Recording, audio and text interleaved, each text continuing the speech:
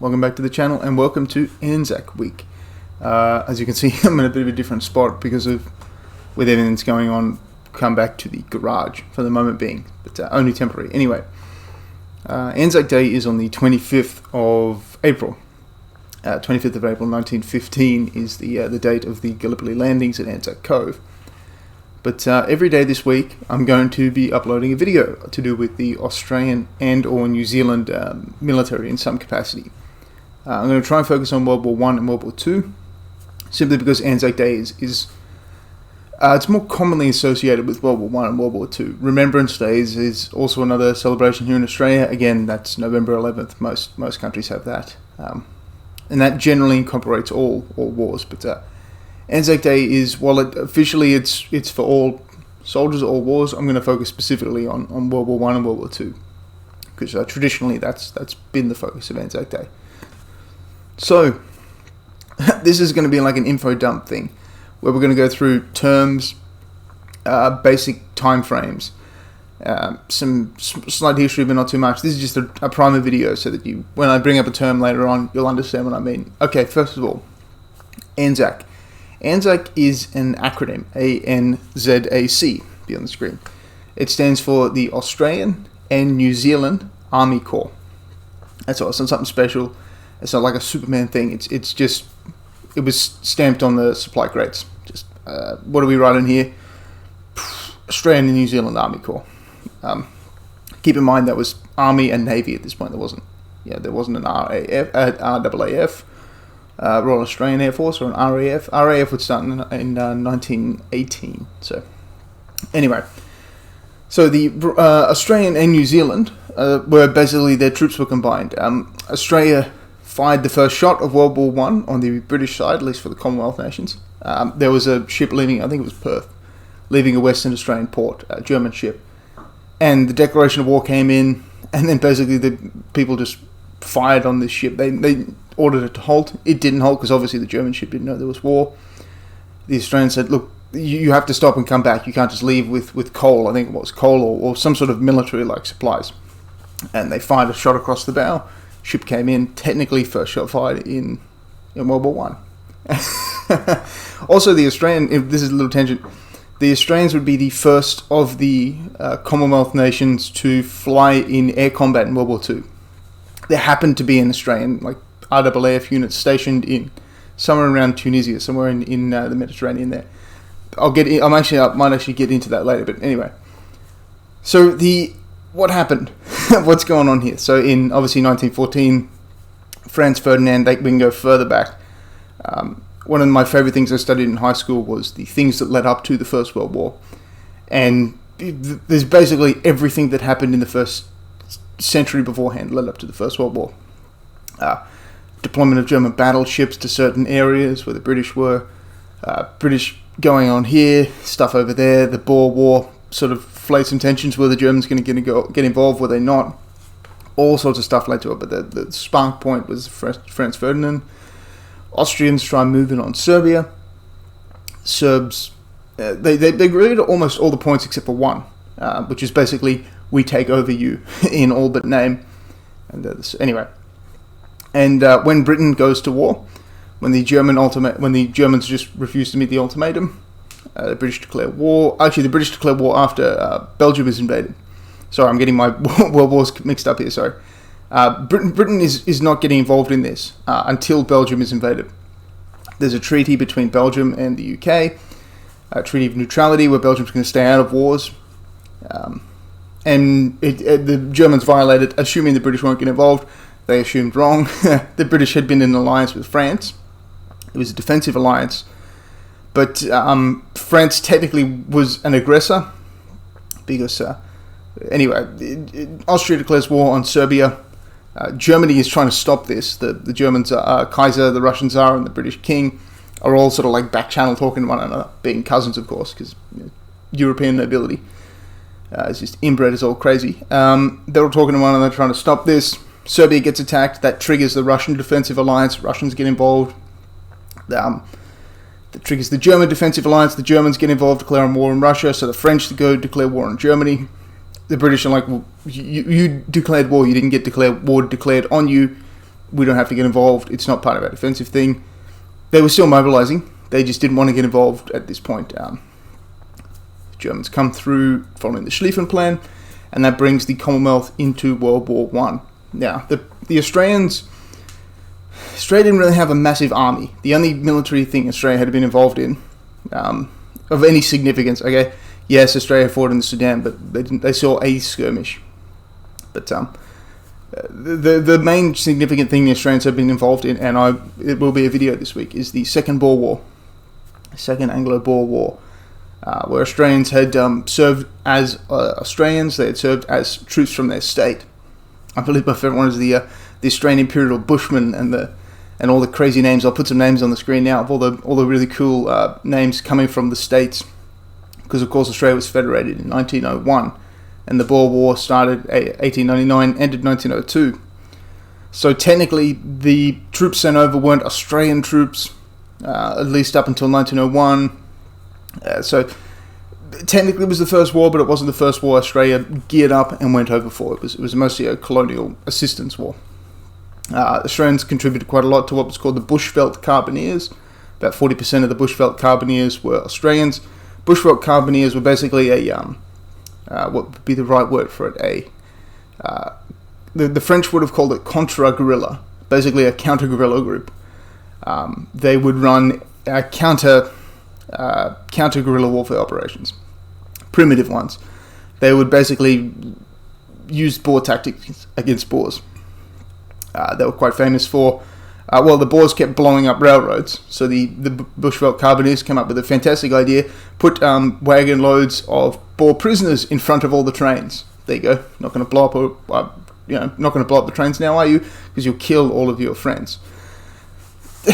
That's sort of the theme of what they were doing.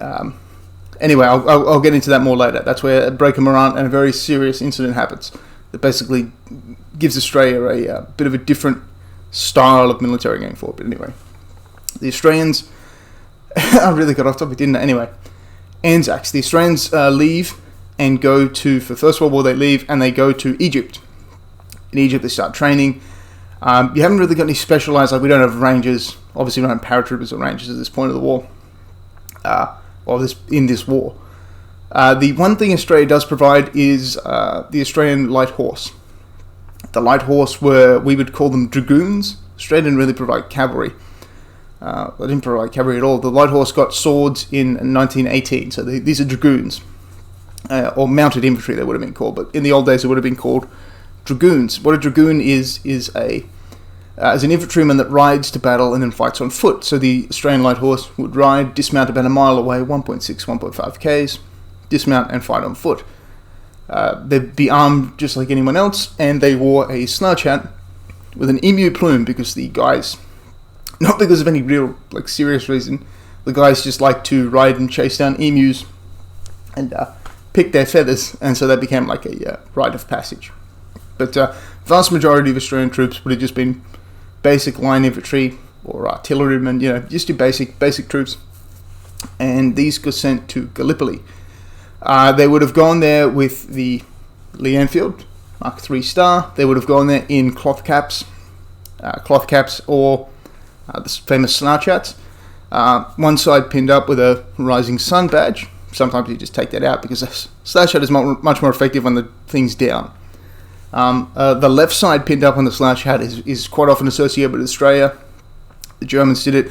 It wasn't a new thing. The pinning up the side of a slouch hat so you can shoulder arms. It's been done for, I want to say, millennia, maybe, depending on how far back you want to go. But yeah, getting that floppy thing out of the way of the pike or shouldered arms is a common thing. And it became a symbol of Australia. The slouch hat has 7 little fabric things on it representing the 7 states, even though there's technically 8 states and territories, but no one ever counts ACT. Sorry, that's sort of like Washington DC in the US. We have ACT, where it's basically like a little administrative government state where the capital is. So the Australians landed at Gallipoli. We'll get into that in another video. But yes, so that's the time frame. April 1915. The Australians land in Gallipoli, and New Zealanders. New Zealand always gets left out people always talk about the Australians and not much about the New Zealanders, especially with World War II. World War II, the Australians and New Zealanders go over sort of together, separate but together, and they do their own thing. And then Australia gets threatened by Japan in a big way. Australia pulls its troops out against the wishes of the British, especially of Churchill, pull their troops out. While the New Zealand stays on, and the New Zealand end up fighting all the way up through Italy. So it's Australians tend to not focus too much on New Zealanders, especially with World War II.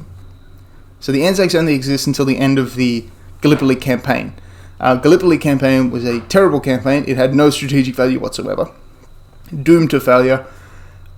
There's literally no way you could succeed in it. It was you could have known this going in, but I think people put too much blame on Churchill for this disaster. It was it was a failure, and it couldn't have succeeded. But things happened that if they didn't happen, it would have gone much better. If you know what I mean, it's one of those sort of, you're not going to win, but you're not going to lose quite so badly. If these few other things happened, there was I think there was a mine sweeping operation that missed like 1 or 2 mines, and by hitting those 1 or 2 mines, the Navy just panicked, and as you do when you hit friggin' mines, you panic, and they thought, the mine sweeping operations failed, or they've laid new mines, pull back, change our plans. A lot of clout is put on this whole, the Australians were landed a mile out of position. That's nothing on a friggin' beach landing of this scale. Who cares if you landed a mile out of position? There were friggin' DD tanks on D-Day. DD Sherman tanks on D-Day that floated mile 2, 3 miles downstream, down coast, I suppose, and landed. Landing in the slightly wrong place is not a campaign-ending screw-up. Also keep in mind that the Australians and New Zealanders were not even the majority of the troops landed. French, British, they were the biggies. The French and the British just flooded troops on. The Australians were stationed around ANZAC Cove, the ANZACs around ANZAC Cove, shockingly enough. There were things... anyway, we'll get all into the Gallipoli campaign in another video. So slang, some slang terms. Slang is always quite cringe when you have to explain it to other people, because it's terms that you often don't use today. Like g'day. I've not heard an Australian say that in a long, long time. The only people who would say that are sort of, you would... If someone said to you g'day, you'd be like, is something wrong with you? Are you crazy? Did you hit your head on something? It's normally something you reserve for foreigners, so that you can sort of like, oh, okay, he's got this thing. Anyway. So, two up. Two up is... So this year, obviously, the country's shut down with the virus. So normally 2 up in most states, not Queensland where I live, but most states, it's illegal to do outside of a casino because it's gambling. But on ANZAC Day, in every single state, the police just don't care. It's technically not legal to do in Queensland outside of an RS. Every RSL in the country will do it. RSL is a Return Services League. It's like a veterans club. That is basically a surf club, we call it. Surf clubs have RSL sub-branches in them, and then there's RSLs. You go there for food, and they have pokie machines, and they do, singing things. Yeah, it's just like a place to have dinner, a nice place, like a nice pub or something, but it's set up for veterans. But anyone can go there. And so the RSLs and the surf clubs will put on 2 up games in the afternoon, and they'll, it's a bit of fun. But so 2 up is a game that is incredibly weighted towards the house. And it's incredibly weighted towards the house because you take 2 pennies and you put them on a board. And one person will come up, I'm going to bet X amount of money, and someone else will cover their bet. Then there'll be side bets going on. So someone will put up, I've got 50 that he'll flip heads, 2 heads. And then someone will come up, I'll take that. And bet, like it gets insane. So you have side bets going on and then the main bet. Yeah. So the aim of 2 up is to throw 2 heads 3 times in a row, which you can tell is incredibly hard. So 3 heads 2 times in a row, and if you throw double tail, if you throw double tails, you're out. That's it. You forfeit the money. The other person gets it. If you throw 3 combos in a row, like heads and tails, the money gets forfeited to the bank. So it's weighted towards the bank, and then the quote unquote the guy running the 2 up school would be an old school name for it, but the guy running the 2 up game would take a certain percentage of your winnings for wear and tear on the carpet and damage to his precious paddle and his cut. and then the side bets would be going on all the time. And this was quite popular for soldiers to do because all you needed was 2 coins and a stick. And so you would say, come in spinner, and you would flip the 2 coins up. They'd land on a mat. If you don't land on the mat, that doesn't count. So you have to land the coins on the mat, which makes it fun to do in a trench or something. But, so 2-up is a gambling type thing. It's still done in Australia. Technically illegally, but no one ever cares. I actually got in quite a lot of trouble for playing 2-up because I was 17 in my... I was the captain of my high school. I don't know how that happened. That was like the world's biggest accident and the biggest mistake they ever made. But I was the captain of my high school somehow. And there were 2 people running, and I think they accidentally just put my name first and whatever. Anyway, we did it as a joke. We screwed up, bad joke. But I gave a speech on ANZAC Day, which was great. And then my old man said, come over here. And we stood where the 2-up is before they restricted it to 18 plus, because it was technically a drinking area. I didn't get a beer or anything, because whatever. They would have checked my ID then. But I was technically in the 2-up area, and so they didn't check my ID coming in. So I was in there, in the school uniform, with my hand covering the giant badge of the suit that said I was in school. And I held my arm like this for about 3.5 hours, as I won hundreds of dollars playing 2-up. They were not happy. They were very pissed off that the captain of the school, representing the school, was illegally gambling. Anyway, 2-up is a lot of fun. 2-up is an ANZAC tradition on Australia Day. You play 2-up. People just get drunk, obviously, because it starts at 1 o'clock in the afternoon, and in Australia the pubs are normally open at 10. But on ANZAC Day, people call it the most Australian day of the year because the pubs open at 5. And it's illegal to work, basically. Supermarkets won't open. It's very rare to have a shop open on ANZAC Day that's not a pub, an RSL, a surf club, or a chip shop, like takeaway food. It's very rare to have a shop open on ANZAC Day. And normally what will happen if you go to a dawn service, which is what I always do. I never go to the lunchtime service. Dawn service is much nicer. Much quicker too, like much more to the point. You don't have all these guests coming up and presenting things. It's nice to have all these people come and present wreaths. When the Girl Scouts do it and there's 50 people and one wreath, it just gets a little tedious. But anyway, dawn service is great. And after the dawn service, people file over to the free breakfast, and then they go into the surf club and they start drinking. And then if they're not too smashed by 1 o'clock, they'll go out into the hot sun and drink $8 beers out of an esky and gamble money. And by 5 o'clock in the afternoon, everyone's completely smashed. People are betting fistfuls of 50s, have no idea how much they're putting forward. It's one of the best experiences ever. If you're ever in Australia on ANZAC Day, you have to go to an RSL club or a surf club and participate in 2-up. It's one of the greatest. It's one of the greatest games ever for the atmosphere. But 2-up was one of the gambling games of choice in the AIF, the Australian Imperial Force, which is what the Australian Army was. Well, technically, it was what the men sent over were called. They were the Australian Imperial Force. And then in World War II, they were the second AIF, the second Australian Imperial Force. Because at this point, remember, Australia is still part of the British Empire. Technically, at this point, Australia still doesn't have control over its own defence and foreign policy. They wouldn't even get that until 1938, 39. But they wouldn't ratify it pre-World War II. So Australia technically didn't even declare war. They basically just said, Britain's at war. And then the Prime Minister said, oh, okay, Britain's at war. Get your stuff. We're going to. And then sort of just a known factor that Australia was going to war. So, 2-up. Normally what you'd have is called a cockatoo. And a cockatoo is somebody who watches for the police. Because 2-up was illegal even back then. So a cockatoo would watch for the police. And he would make some sort of noise or just scream, police or jacks, which is another word for cops, which is actually making a comeback. Jacks is making a comeback. I like that. They would scream jacks or cops or police, and then you would bust and run. And you would just grab the money and just run and scatter. But generally the officers in the army were more lenient with guys gambling away their giant wages, by the way. An Australian soldier was paid 6 times as much as a British soldier. 6 shillings a day. Compared to a British soldier's 1 shilling a day. Aussies came over loaded and flushed with cash and gambled like crazy. Australia didn't racially segregate its military, primarily because there wasn't enough non-whites in it to really racially segregate, but it didn't racially segregate its military.